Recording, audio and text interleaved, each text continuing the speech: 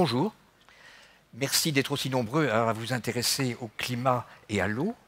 Je crois que Anne Lestrade vous a bien présenté quelle est la nature du problème de l'eau, pourquoi nous avons besoin d'eau, ce qu'elle a dit est très important sur l'importance, la quantité d'eau dont nous avons besoin pour manger tous les jours. C'est quelque chose qui est énorme, de l'ordre de 1500 à 2000 mètres cubes par an et par habitant de la planète, et que les changements climatiques, dont Valérie va nous parler dans un instant, vont modifier la répartition dans le temps et dans l'espace des précipitations.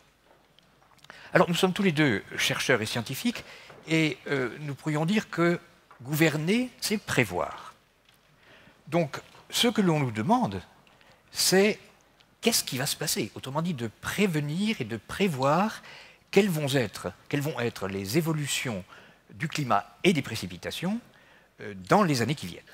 Alors, Valérie va nous parler de l'évolution du climat et, bien sûr, elle parlera des précipitations. Et moi, j'enchaînerai sur qu'est-ce que ces variations du climat et des précipitations vont engendrer pour le problème de l'eau, puisque mon métier, moi, c'est l'hydrologie, c'est de comprendre et de prévoir les écoulements à la surface de la planète.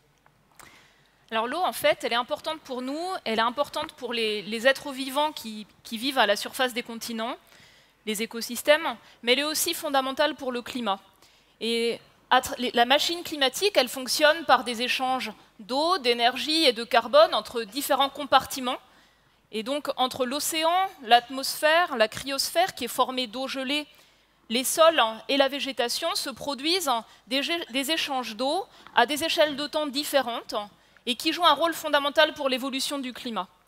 Dans mes travaux spécifiques pour comprendre les climats passés, j'utilise par exemple une forme de mémoire de l'eau, puisque l'eau préservée dans les carottes de glace polaire nous apporte des informations extrêmement précises sur l'histoire du climat et son fonctionnement à différentes échelles de temps. L'eau, dans la machine climatique, elle joue un rôle amplificateur. Si une perturbation s'exerce sur le climat et le réchauffe, on aura une augmentation de l'évaporation, on aura une augmentation de la température de l'air, et de l'air plus chaud peut contenir plus d'humidité, à peu près 7% d'humidité en plus par degré de réchauffement. Et cette vapeur d'eau qui s'accumule dans l'atmosphère ajoute de l'effet de serre et amplifie par ce qu'on appelle nous une rétroaction, mais ce que vous appelleriez certainement un cercle vicieux, amplifie la réponse du climat à une perturbation. Et le rôle amplificateur de l'eau, ça n'est pas uniquement celui de la vapeur d'eau, mais c'est aussi celui des zones gelées, la banquise ou la neige, qui ont un effet miroir. Quand le climat se réchauffe, cet effet miroir disparaît et ça amplifie davantage le réchauffement. L'eau peut aussi être un régulateur. Par exemple, si vous réchauffez l'air au-dessus d'un sol, ce sol va d'abord évaporer. Cette évaporation va limiter au début le réchauffement du sol et va transférer en fait de l'énergie vers l'atmosphère. Et donc ces échanges d'eau jouent un rôle déterminant finalement dans le fonctionnement du climat, qu'il soit à l'échelle globale ou qu'il soit à l'échelle locale. L'eau est également une source de préoccupation dans la mesure où elle peut donner lieu à des effets potentiellement abrupts ou irréversibles. L'exemple typique de fonctionnement abrupt, c'est le seuil de température à 0 degré, température positive de l'eau liquide, température négative de l'eau gelée, et on voit bien qu'on aura des réponses qui, dans ce cas-là, seront relativement brutales. Donc, ce graphique, il illustre l'idée d'un changement abrupt. En haut, vous avez une perturbation qui est relativement graduelle, et puis en bas, vous pouvez avoir des réponses différentes, une réponse relativement graduelle ou plus brutale. Le passé nous montre des événements relativement brutaux liés au cycle de l'eau, l'occurrence dans certaines régions, en particulier dans les tropiques, dans les zones de climat méditerranéen, de méga sécheresses persistantes pendant des dizaines d'années. Des changements abrupts dans le fonctionnement des lacs. On a des effets de seuil qui vont modifier le mélange de l'eau dans les lacs et parfois affecter profondément et dans la durée les espèces vivantes et le fonctionnement en profondeur de ces lacs. Et puis un dernier exemple de seuil, c'est celui qui est lié au courant marin. Dans les océans, l'eau est mise en mouvement par l'effet de sa densité qui dépend de la température et qui dépend de la salinité. Donc des changements d'apport d'eau douce vers les océans peuvent aussi modifier de manière relativement abrupte les grands courants marins. Ça, c'est le premier volet, la réponse à une perturbation qui peut être donc, dans certains cas, abrupte. Et ensuite, on a la durée de la réponse qui peut être aussi très longue par rapport à plusieurs générations humaines, et on va parler de changements potentiellement irréversibles. Les exemples de changements potentiellement irréversibles liés au cycle de l'eau, c'est quand vous déglacez brutalement des glaciers ou des calottes de glace du Groenland ou de l'Antarctique qui ont mis des siècles, des millénaires à se former. S'ils disparaissent par un écoulement rapide, leur remise en route sera en fait potentiellement irréversible par rapport à la durée de vie humaine. De la même manière, si vous diminuez les précipitations, vous allez arrêter de remplir des aquifères profonds. Si en plus on en a une exploitation non soutenable, on peut avoir dans ce cas-là des conséquences irréversibles sur des réserves en eau fossile. Et enfin, si on perd des zones humides, des marécages qui jouent un rôle tampon pour nous prévenir de certains risques, ces écosystèmes vont disparaître et on aura aussi un changement potentiellement irréversible. Alors, comment peut-on explorer l'évolution future du climat? Donc, ce sont des connaissances qui ont été accumulées au cours des dernières dizaines d'années et qui reposent en particulier sur le développement de modèles numériques très lourds qui représentent en 3 dimensions le fonctionnement de l'atmosphère et, comme je vous l'ai expliqué, le rôle du cycle de l'eau dans l'atmosphère, les échanges entre l'atmosphère et l'océan, entre l'atmosphère, les sols et la végétation, et enfin, le rôle des zones gelées de la cryosphère. Donc ces modèles numériques de climat, peut-on leur accorder une certaine confiance? Quelle est leur crédibilité? Ils sont basés sur des principes physiques, mais en même temps, de nombreux processus de petite échelle sont représentés de manière simplifiée. Par exemple, la distribution des gouttelettes d'eau ou des cristaux de glace dans les nuages. On les teste pour simuler correctement le climat actuel, bien sûr. On les teste pour simuler les changements observés au cours des derniers 50 ou 100 ans. On les teste par rapport aux processus qu'on va étudier finement par des campagnes océanographiques, des mesures par satellite, des mesures de terrain. On les teste aussi tous les jours pour la partie atmosphère par la prévision météorologique. On les teste pour simuler de grands changements passés, des climats différents de ceux pour lesquels ils sont mis au point. Et enfin, on les compare. Il existe aujourd'hui une quarantaine de modèles de climat, 2 en France, à l'Institut Pierre-Simon Laplace et à Météo France. Et en comparant les résultats de ces différents modèles, on arrive à identifier finalement des réponses du climat qui sont robustes, c'est-à-dire qui résistent à l'examen critique, au progrès des modèles, et qui sont considérés comme l'état des connaissances solides actuelles. Et puis on a aussi des aspects plus incertains, et on va voir que souvent, les aspects liés au cycle de l'eau sont bien sûr plus incertains que ceux liés aux températures. Alors, pour anticiper l'évolution future du climat, la première chose, c'est de connaître quelles perturbations vont s'exercer sur les échanges d'énergie et de rayonnement entre la Terre et l'espace. Donc, nous avons profondément perturbé la composition de l'atmosphère. Vous avez peut-être entendu cette semaine que la teneur en dioxyde de carbone injectée dans l'atmosphère par les activités humaines a encore bondi cette année par rapport à l'année précédente. Donc, chaque année, nous injectons au niveau mondial davantage de gaz à effet de serre qui s'accumulent dans l'atmosphère. À peu près la moitié est stockée sous forme de matière organique par la végétation et les sols et rentre dans l'océan qu'elle acidifie. Mais la moitié de nos perturbations reste dans l'atmosphère.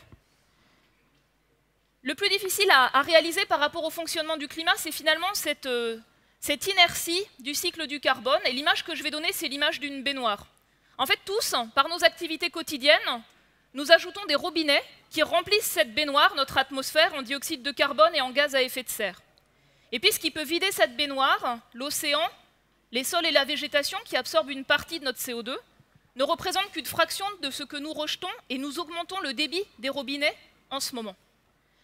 Donc, en fait, ce qu'on peut voir là, sur ce graphique, c'est que dans différents scénarios qui ont été construits, on s'attend à une perturbation croissante de l'homme sur le climat, qui est exprimée en haut en watts par mètre carré. Pour une perturbation minimum, il faut que nos émissions de gaz à effet de serre diminuent dans les prochains 20 ans et soient quasiment nulles à la fin de ce siècle.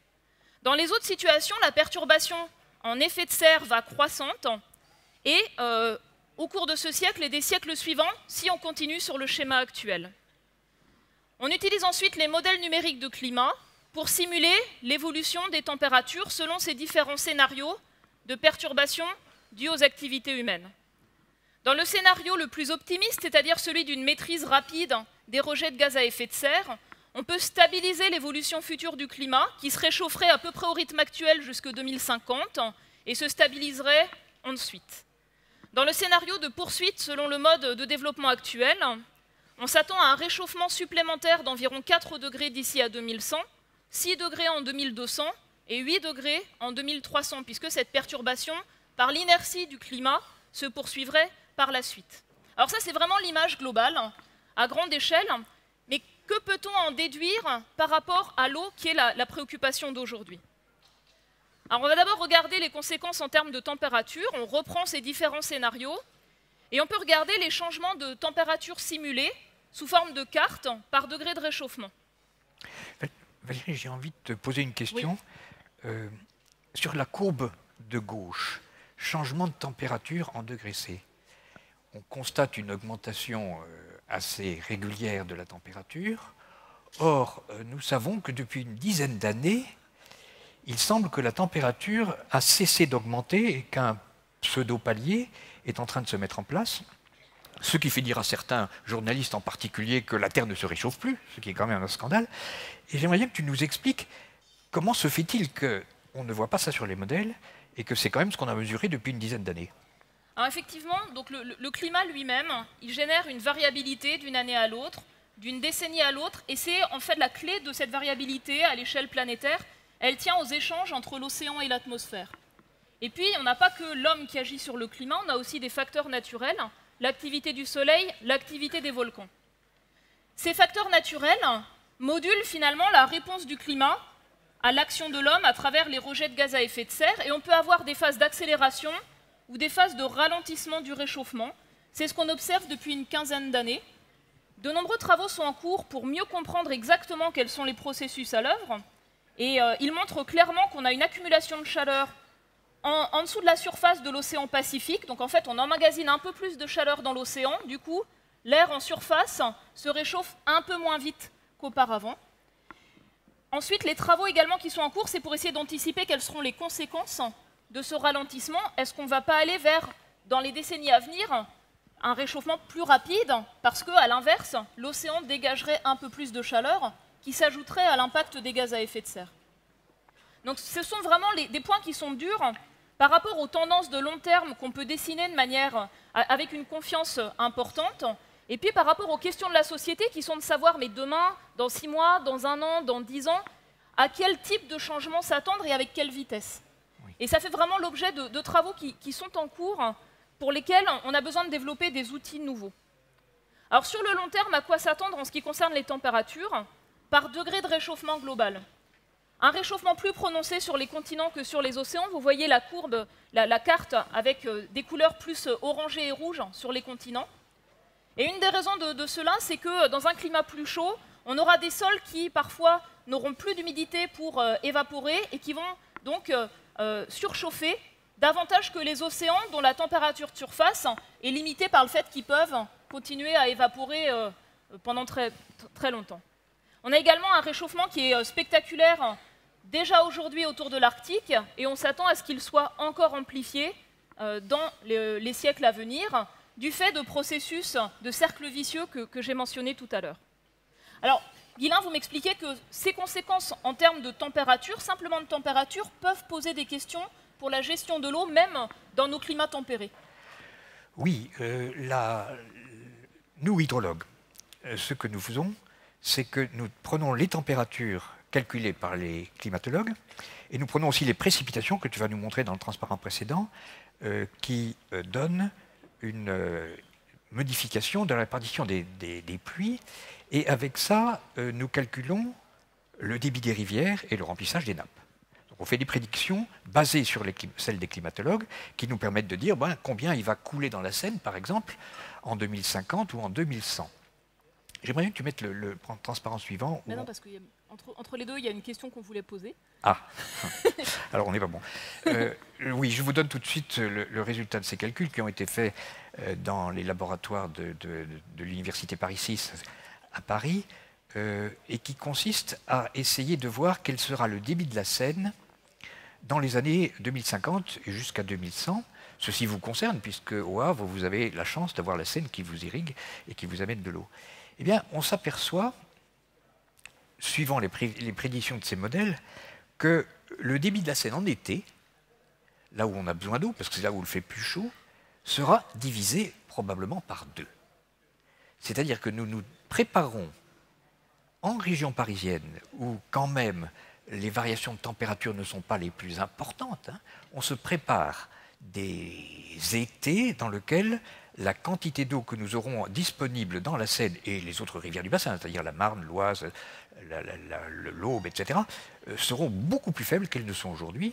Or, la région parisienne s'alimente en eau essentiellement à partir de l'eau qui coule dans les rivières. Comment on va faire? Alors, si vous voulez, le problème, je conclurai un peu là-dessus tout à l'heure, mais le problème est embêtant parce que, j'aime beaucoup Valérie, mais elle l'a dit elle-même, nos modèles climatiques ont beaucoup d'incertitudes. Hein. On a du mal à représenter ce qui se passe, c'est compliqué, ça demande des travaux de recherche de longue durée et à long terme qu'il faut que soient menés à bien, mais aujourd'hui, une prévision comme celle que je viens de donner du diminution d'un facteur 2 du débit de la Seine est une prévision incertaine. Que fait un homme politique quand on lui dit « Monsieur, Paris et sa banlieue et Le Havre et Rouen s'alimentent en eau à partir de la Seine, en 2050, le débit de la Seine sera divisé par 2. » Qu'est-ce qu'il fait? Est-ce qu'il s'en préoccupe? Est-ce qu'il va construire des aménagements supplémentaires pour pouvoir pallier à ce manque d'eau? Ou est-ce qu'il y a d'autres solutions? Qu'est-ce qu'on fait? La première chose qui le préoccupe, c'est l'incertitude. Donc il va dire « Ah, vous n'êtes pas sûr, donc moi j'attends. » Voilà un peu le problème qui nous préoccupe. Je te laisse continuer. Alors en fait, vous avez bien vu que cette question de l'eau, elle est à la fois essentielle pour le fonctionnement du climat et pour ses impacts. Et en fait, on aimerait connaître un petit peu votre point de vue sous forme de sondage express. À votre avis, dans un climat plus chaud, et je vais vous demander de lever la main selon votre positionnement. Donc je vais d'abord énoncer les réponses possibles et puis ensuite vous vous manifesterez. Est-ce que vous pensez que dans un climat plus chaud, il y aura plus de précipitations, moins de précipitations, ou finalement assez peu de changements de précipitations? Alors, ceux d'entre vous qui pensent que dans un climat plus chaud, il y aura plus de précipitations, pouvez-vous lever la main? Il y en a beaucoup. Hein. Il y en a beaucoup. Est-ce que vous pensez que dans un climat plus chaud, il y aura moins de précipitations?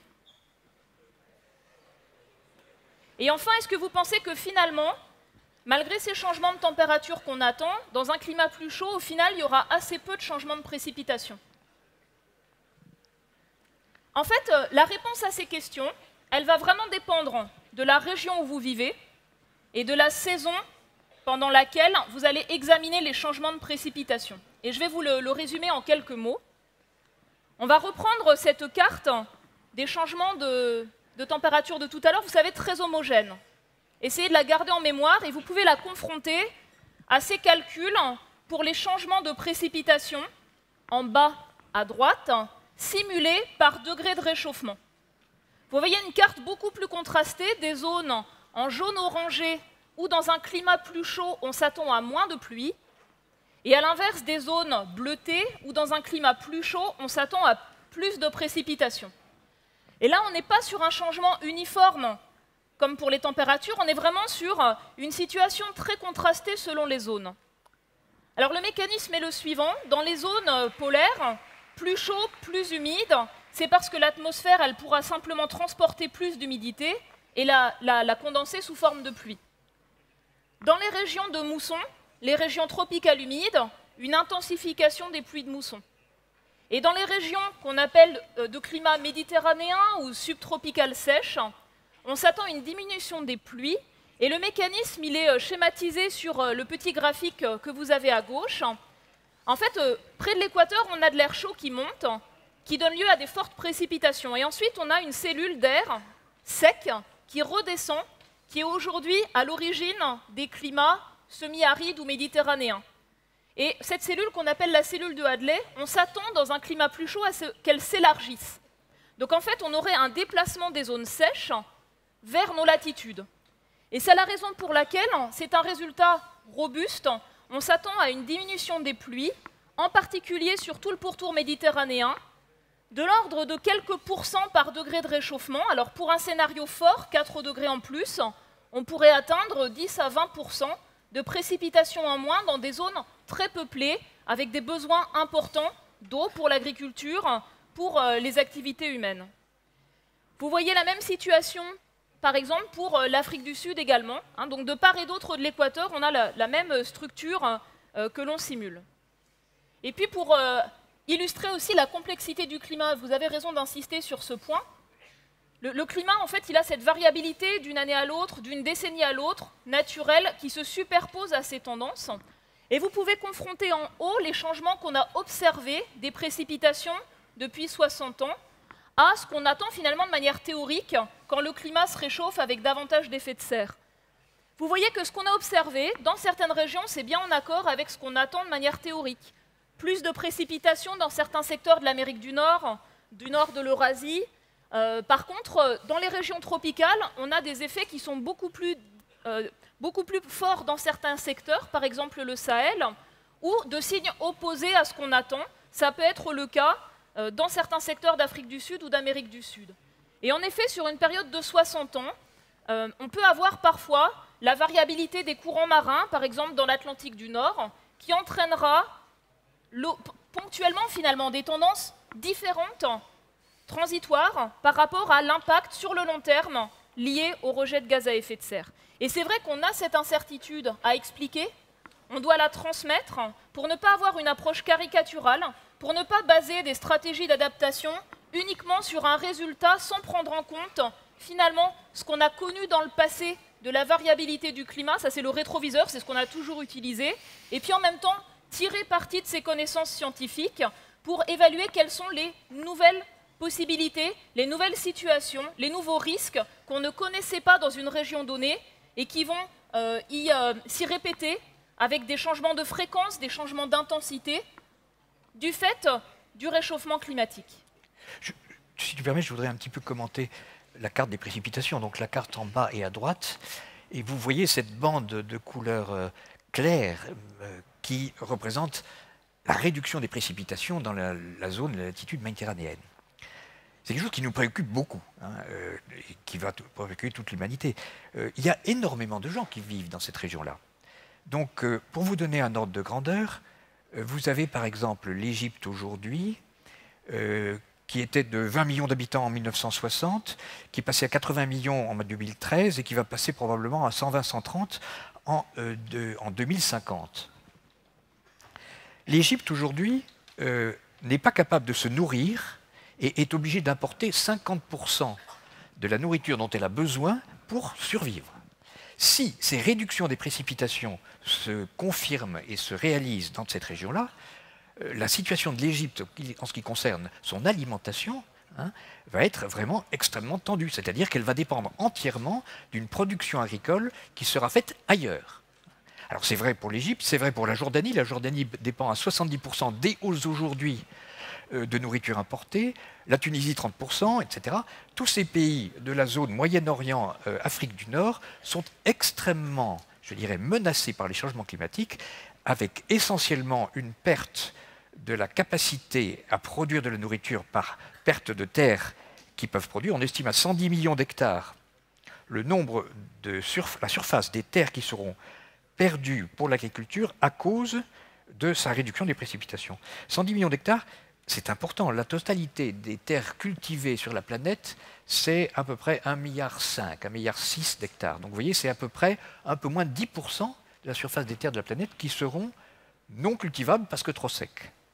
En revanche, nous avons un petit gain de surface exploitable par le réchauffement des zones septentrionales où effectivement on pourra se mettre à cultiver des terres qui jusqu'ici n'étaient pas cultivables à cause du froid. Donc globalement, on doit à peu près conserver la même surface de terre, mais vous avez des pays entiers qui vont souffrir. Alors, Anne a parlé tout à l'heure de l'alimentation en eau potable, tout le problème de l'eau, l'assainissement qui est l'eau que nous voyons tous les jours. même dans ces pays qui vont manquer d'eau pour l'agriculture, si on fait les travaux nécessaires, si on fait les aménagements nécessaires, si on fait les économies nécessaires, on pourra quand même fournir de l'eau à boire à tout le monde. Il y a d'énormes retards dans la réalisation de ce programme eau et assainissement, qui était un des objectifs du millénaire qui a été fixé dans les années 2000, mais on pourra y venir. Il faut bien avoir à l'esprit que le problème de l'eau, c'est pour l'essentiel, Anne l'a dit, c'est pour l'essentiel le problème de la nourriture. Et là, nous avons dans les Moyen-Orient et l'Afrique du Nord des choses extrêmement difficiles à voir passer. Et toujours pour cette question de risque finalement, de risque en termes de sécurité. Sécurité par rapport à l'aléa météorologique, sécurité par rapport à l'aléa de production agricole. On peut également exploiter ces simulations climatiques pour évaluer l'évolution de certains risques. Et les résultats les plus robustes que l'on a, encore une fois, ceux qui sont communs à toutes les simulations, ils portent sur deux points. Les vagues de chaleur d'une part et les fortes précipitations d'autre part. Alors les vagues de chaleur vont avoir un effet pour le risque de sécheresse et les fortes précipitations vont avoir un effet de risque pour l'inondation, pour le ruissellement immédiat. Alors on a déjà vu là en moyenne, en tendance, une situation contrastée pour la distribution des précipitations et pour caricaturer, peut-être le message à faire passer, c'est les régions sèches deviendraient en moyenne plus sèches, les régions humides plus humides et même, pour la France par exemple, les saisons sèches plus sèches et les saisons humides plus humides. Donc vraiment une augmentation des contrastes. Alors qu'est-ce qu'on peut dire sur les événements extrêmes? On peut regarder dans le scénario de fort réchauffement, 4 degrés de plus d'ici à 2100, quelle serait l'intensité des vagues de chaleur qui aujourd'hui se répètent tous les 20 ans. On a un climat qui de temps en temps produit des étés plus chauds, ce qu'on appelle les vagues de chaleur. Et on va regarder dans nos simulations à horizon 2080, ces vagues de chaleur qui se répètent tous les 20 ans, quel est le changement d'intensité. C'est ce qui est illustré sur la figure de gauche, en rouge. Et vous voyez que, par exemple, pour l'Europe de l'Ouest, on aurait que des vagues de chaleur avec 8 degrés de plus à la fin de ce siècle par rapport à ce qu'on a connu au XXe siècle. Donc c'est une augmentation extrêmement importante de l'intensité qui pose des questions importantes sur leurs conséquences pour les rendements de céréales comme le blé ou le maïs, on l'a vu récemment, qui pose également des questions d'adaptation des villes et de la place de l'eau dans les villes pour lutter contre les effets d'îlots de chaleur urbains.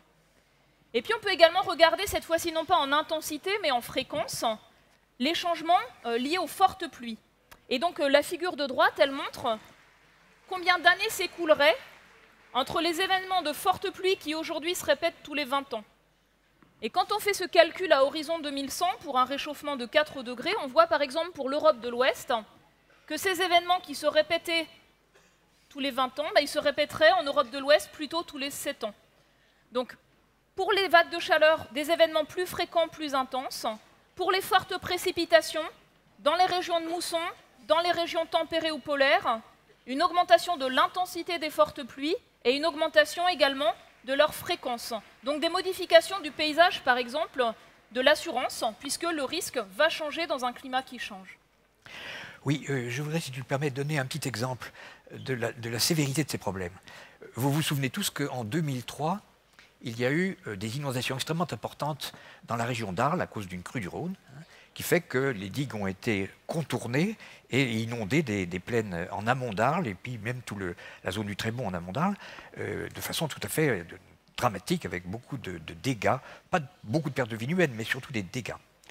Donc, bien sûr, le gouvernement, la région s'est mobilisée pour dire « plus jamais ça, on va faire quelque chose ». Donc, ce qu'on a fait, on a décidé qu'on allait faire ce qu'on appelle le plan Rhône. Et le plan Rhône, c'est un programme qui concerne l'ensemble de la rivière pour essayer de trouver des aménagements qui permettraient d'éviter que ça se reproduise. Alors, ces travaux vont commencer, certains ont commencé. Le plan Rhône ne prend pas en compte ce que vient de dire Valérie.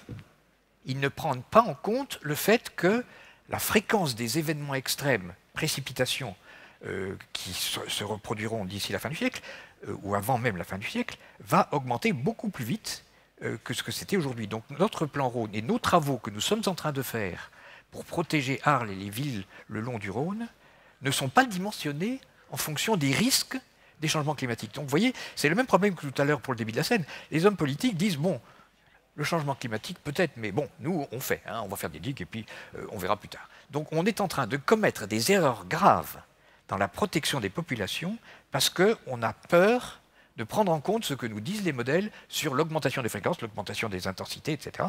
Or, l'hydrologie, c'est quelque chose qui est gouverné par les extrêmes. Quand il fait très sec, quand il fait très humide ou des grandes crues, c'est là qu'on est des problèmes. Les années moyennes, tout va bien. Et peut-être pour finir, de mon point de vue, pour moi, une économie positive, c'est une économie qui se projette sur le long terme, en essayant de maîtriser finalement ces risques climatiques. Et leur maîtrise, elle porte sur deux volets finalement. Limiter les rejets de gaz à effet de serre pour limiter le changement climatique, et puis aussi anticiper, tirer parti de ces connaissances scientifiques pour construire des systèmes sociaux, des systèmes qui soient résilients par rapport à la variabilité du climat qu'on a connue, qu'on connaît aujourd'hui, et par rapport à une nouvelle variabilité du climat, dans un climat qui, inéluctablement, en partie, va continuer à changer. Et puis pour moi aussi, une économie positive, c'est une économie qui fait confiance aux chercheurs, qui leur donne les moyens de mener des travaux dans la durée, sur le temps long, pour comprendre ce monde du système climatique, qui fait confiance aux jeunes chercheurs, qui sont formés dans nos laboratoires, qui sont formés au meilleur niveau international et qui peuvent apporter toutes ces connaissances pour les collectivités, pour le monde de l'entreprise. Ils ne demandent que ça. Très bien.